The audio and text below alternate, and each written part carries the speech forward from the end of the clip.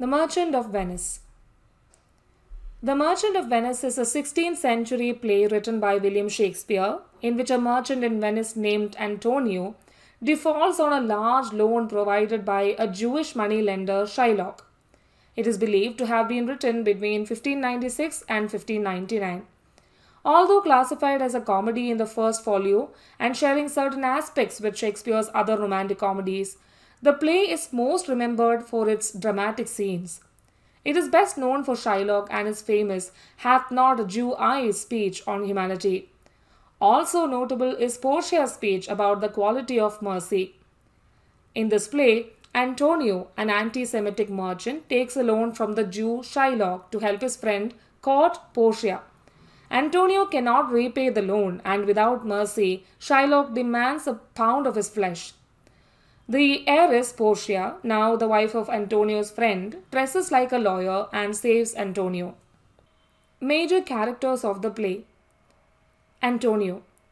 The main character is the merchant Antonio, who fails and becomes indebted to the merciless moneylender Shylock. Bassanio. Antonio's friend Bassanio has borrowed money from Antonio to woo Portia, the beautiful resident of Belmont, and it's the reason why Antonio has fallen prey to Shylock. The other main characters are Jessica, the daughter of Shylock, and Lorenzo and Graciano, associates and friends of Bassanio. Shylock. A Venetian Jewish moneylender, Shylock is the play's principal antagonist. His defeat and conversion to Christianity form the climax of the story. Shylock's characterization is composed of stereotypes, for instance, greediness and vengefulness, although there were no practicing Jews who lived in England during Shakespearean England. Summary of the play. Act 1. In Venice, Antonio worries that his ships are overdue. As his colleagues offer comfort, his young friends Bassanio, Graciano, and Lorenzo arrive. Bassanio asks Antonio for a loan to pursue the wealthy Portia who lives in Belmont. Antonio cannot afford the loan. Instead, he sends Bassanio to borrow the money on the security of Antonio's expected shipments. At Belmont, Portia and her maid, Nerissa, discuss the suitors who have come in response to Portia's father's strange will. The will says Portia may only marry a man who chooses the correct casket made from three possible options: gold, silver, and lead.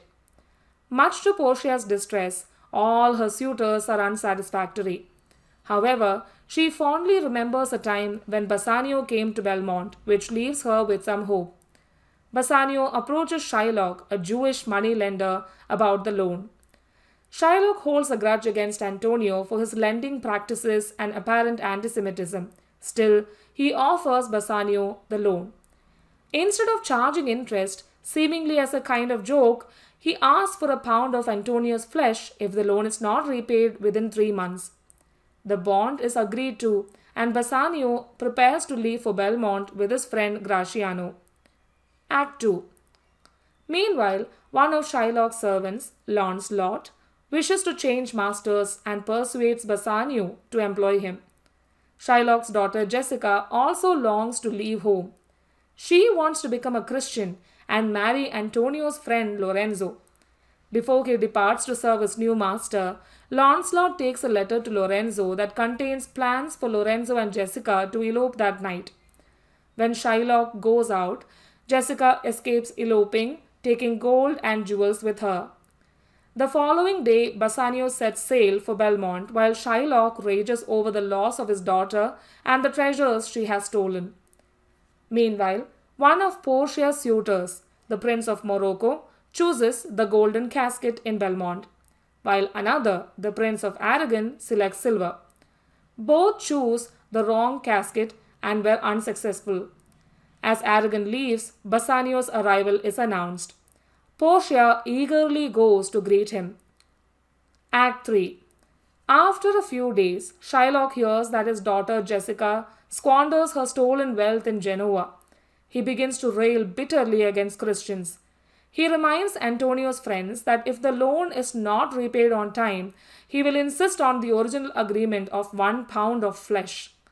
Back in Belmont, Bassanio chooses the lead casket, and in so doing, he wins Portia.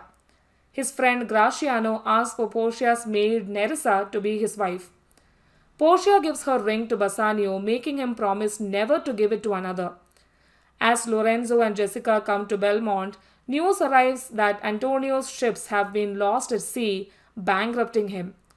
They are also told Shylock insists on fulfilling his bond and has had Antonio arrested. Bassanio and Graciano leave in haste to help Antonio. Portia and Nerissa resolve to follow afterward, disguised as lawyers. Act 4.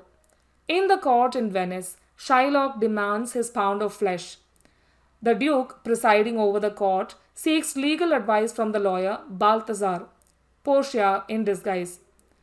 Portia pleads for Shylock to have mercy on Antonio.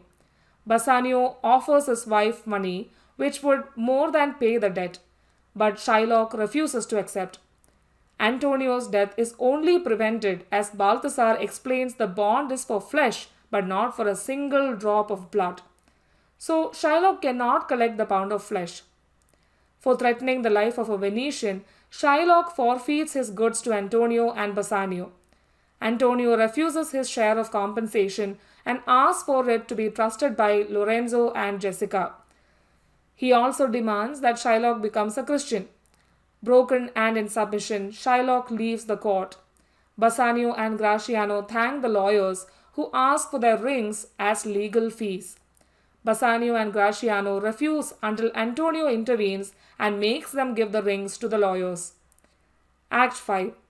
Undisguised, Portia and Nerissa return home at night to find Lorenzo and Jessica enjoying the tranquility of Belmont.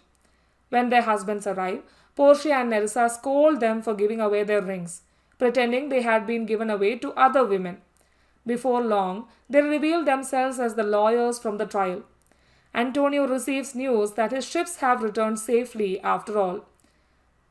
The play ends as the three couples prepare to celebrate their marriages. Themes of the play: collective grievances and prejudice. Shylock's vengeful pursuit of revenge against Antonio represents the deep-seated grievances shared by him and fellow Jews due to mistreatment by Christians. Stemming from prejudice, Shylock's resentment towards Christians is fueled by Antonio's catalyst role in belittling him and mistreating him, exemplified by derogatory slurs and his daughter's conversion. Mercy, justice, and deceptive appearances. The courtroom drama reflects the interplay of mercy and justice as Portia urges Shylock to show compassion, highlighting the contrast between mercy's absence in defeat and the strict interpretation of law. Deceptive appearances echo throughout, with hidden truths in cascades and disguised identities shaping outcomes. Shylock's evolution from a perceived villain to a figure of sympathy underlines the complex interplay between outward impressions and inner truths. Agency and constraints. The characters' struggles with limited agency over their fates form a central theme. Antonio's destiny rests on unpredictable seas. Portia's autonomy is challenged by her father's puzzle, and Bassanio's actions are influenced by debts. The characters' attempts to assert control against external forces yield varying degrees of success, underscoring the delicate balance between individual will and circumstantial constraints in a thought-provoking narrative.